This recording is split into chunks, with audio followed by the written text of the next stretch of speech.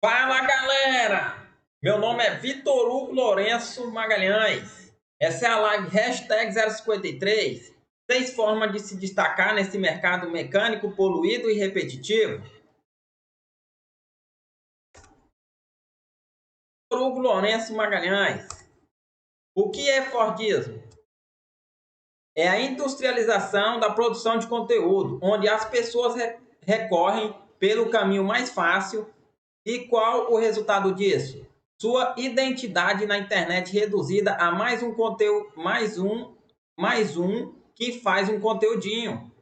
Se você sente que está difícil, que parece que está andando para trás e que nunca vai decolar, saiba que são os sintomas de mais um conteúdo industrializado, mecânico, sem personalidade, onde a capacidade de criação é diminuída à repetição de um mecanismo qualquer de conteúdo que te passaram. Eu chamei isso de Fordismo no conteúdo, que é um sistema de produção em massa e com pouco tempo e custo, que serve para fabricar carros e não conteúdo.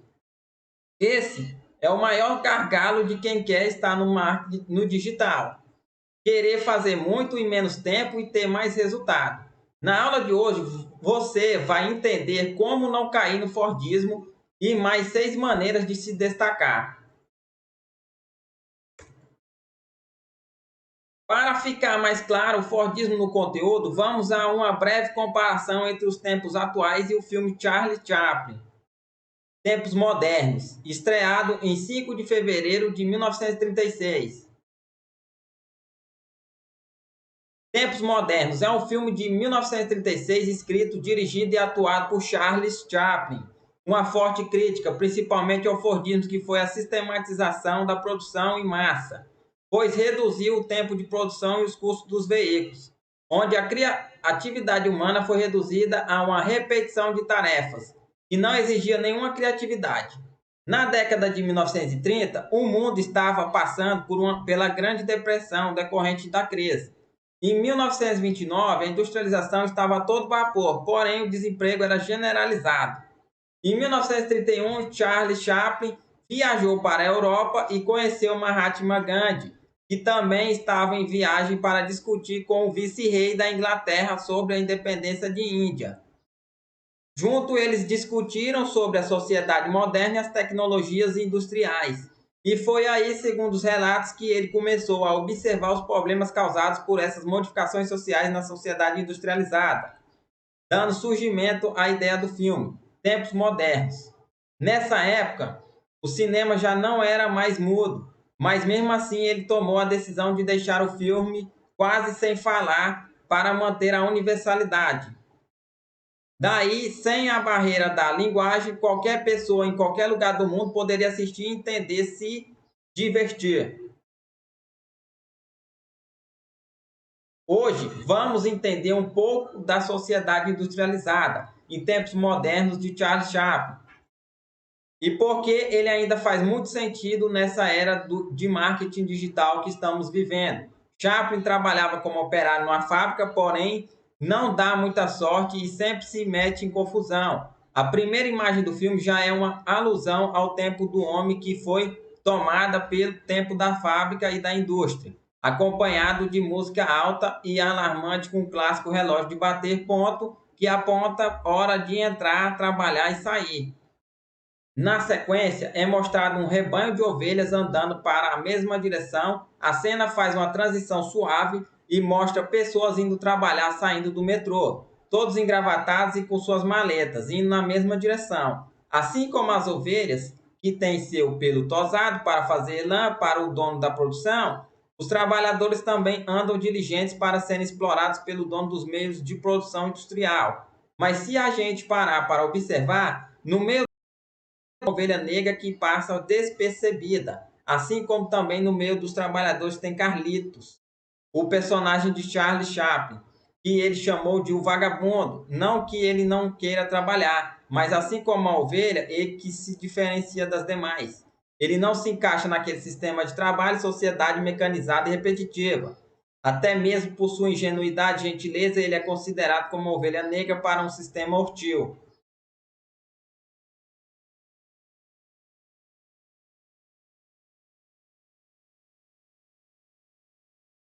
Na fábrica, o tamanho das máquinas são gigantescas em relação ao homem, todas grandes, fortes e barulhentas. As engrenagens e esteiras são como dentes, prontas para devorar, e não dá outra, devora. Quando o próprio Carlitos enlouquece com tanta pressão e repetição de trabalho e cai dentro da máquina, representado o próprio sistema industrial que engole e enlouquece o homem, ilustrado que ele se torna somente mais uma peça nesse sistema. Enquanto isso, na sala presidencial da empresa, o trabalho do chefe acontece num ritmo totalmente diferente. Ele toma seu café, lê seu jornal, monta um quebra-cabeça e, vez ou outra, observa os funcionários pelas câmeras. Chaplin foi visionário em antever uma tendência. Temos que pensar que o tempo que o filme foi feito, câmeras nas empresas não eram nada comum. Representa o chefe contemporâneo que observa e manda em tudo à distância pelas câmeras. Até mesmo no banheiro aparece numa tela e o chefe manda Carlitos voltar a trabalhar. Ele controla o tempo do trabalho, o tempo do descanso e até mesmo o tempo das necessidades humanas. Coisas comuns nos dias de hoje. Quando você mesmo, CLT, recebe mensagem um sábado à noite enquanto janta com sua família ou até mesmo nas horas de descanso do seu trabalho, para atender às necessidades da empresa, enquanto as necessidades sociais são subtraídas. Até mesmo no horário do almoço, a vida de Carlitos está sob domínio da empresa. Ele é obrigado a testar uma máquina revolucionária que automatiza o almoço.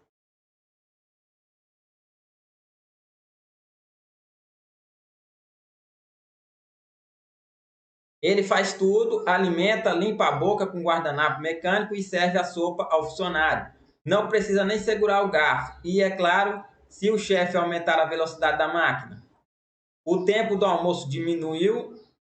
Sorte de Carlitos que a máquina não funciona ou azar, porque ele acabou tomando um banho com a sopa. Carlitos tem a função de apertador de parafuso.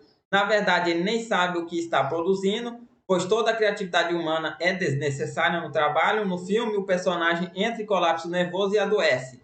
Um tempo depois, ele sai do hospital e se depara com desemprego generalizado. A indicação é: descanse e evite emoções fortes. Mas como evitar emoções em uma cidade frenética e barulhenta? Livre do hospital e sem emprego, ele acaba se atrapalhando com a polícia e vai parar na cadeia por engano e fica um tempo preso.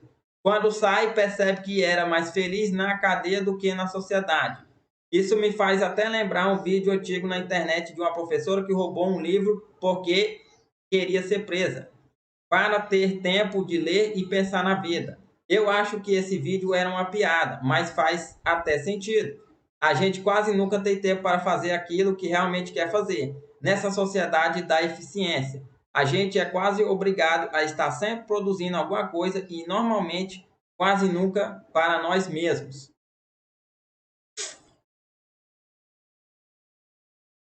Ele conhece uma órfã que roubava pão para comer, eles fogem da polícia juntos, viram grandes amigos, sonham em ter uma casa e uma vida normal durante mais da metade do filme. Eles tentam conseguir um emprego e também fugir da polícia, que sempre esbarra com eles por algum motivo acidental. Uma coisa interessante é que ela é tão protagonista quanto ele. No final, ele consegue emprego de dançarina no restaurante e ele de garçom, só com a condição de saber cantar. Para garantir um emprego, ele fala que sabe. Como garçom, ele é todo atrapalhado, só resta saber cantar, porque de garçom ele não tem nada. Quando chega a hora, ele esquece toda a letra da música e tem que improvisar. É a primeira vez que dá para ouvir a voz de Carlitos. Todos gostam do improviso. Finalmente ele descobre o seu talento, um improviso, que nada tem a ver com a repetição e a mecanização da sociedade industrial. Repare que ele só descobre a sua verdadeira essência quando foge dos padrões da sociedade atual e aceita correr o risco de fazer algo diferente. No meio disso tudo, ele precisou da ferramenta mais valiosa que estava dentro dele, a criatividade. É interessante notar que tanto ela como ele se realizaram indo na contramão de todas as ovelhas que são mostradas no início do filme. A música, a arte e o improviso trouxeram liberdade a eles, se tornando as ovelhas negras de um mundo mecanizado, repetitivo e poluído.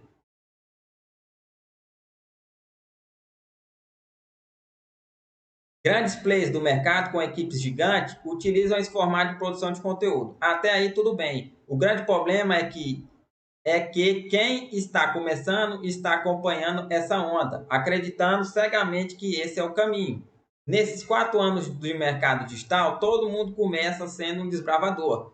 Aqui ele faz tudo, ele precisa marcar e ser ouvido, ele está 100% com a mão na massa, pensando sempre no próximo conteúdo, com o potencial de colocar no próximo degrau de crescimento aqui no digital.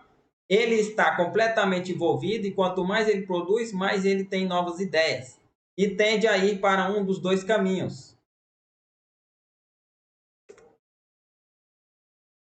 Caminho 1, personalizado. Aqui estamos em uma fase que esse cara já produziu bastante conteúdo. Ele amadureceu muito desde o primeiro até aqui.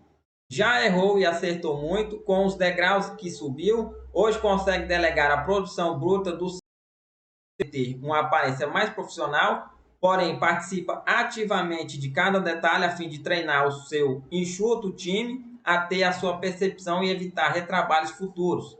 O conteúdo aqui tem apenas um propósito: gerar demanda reprimida. Caminho 2, Fordismo no conteúdo. Nessa fase é o momento que dificilmente você terá controle do seu conteúdo. Em tese, você é o cara que só tem consciência do que está sendo publicado em seu nome quando abre seu próprio Instagram e assiste o que o seu time publicou. O grande gargalo é que agora o seu time faz o conteúdo por você e as suas publicações são em larga escala. Não há um dia sem que haja pelo menos algo novo no seu YouTube e Instagram.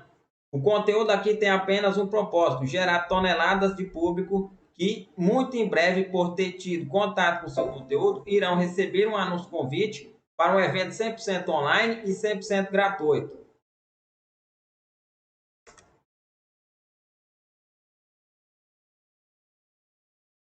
Seis formas para se destacar nesse mercado mecânico, repetitivo e poluído. Primeiro, sua audiência deve sair do seu conteúdo sabendo que existe o próximo passo e não com mais dúvidas de quando entrarão. Segundo, um conteúdo para bater meta de publicações semanais. Nunca vai bater aquele que foi produzido para gerar valor. Terceiro, delegar a organização, pesquisar e design, nunca a essência do seu conteúdo. Quarto, o segredo do conteúdo impossível de ser esquecido não está em outros vídeos, está em livros. Quinto, sua audiência será o seu melhor copywriter. Sexto, lembra que a função do conteúdo, no final das contas, é gerar demanda reprimida. Novamente, sua audiência deve sair do seu conteúdo sabendo que existe um próximo passo e não com mais dúvidas de quando entrarão. 2, um conteúdo para bater meta de publicações semanais. Nunca vai bater aquele que foi produzido para gerar valor. 3, delegar a organização, pesquisa e design, nunca a essência do seu conteúdo. 4, o segredo do conteúdo impossível de ser esquecido, não está em outros vídeos, está em livros.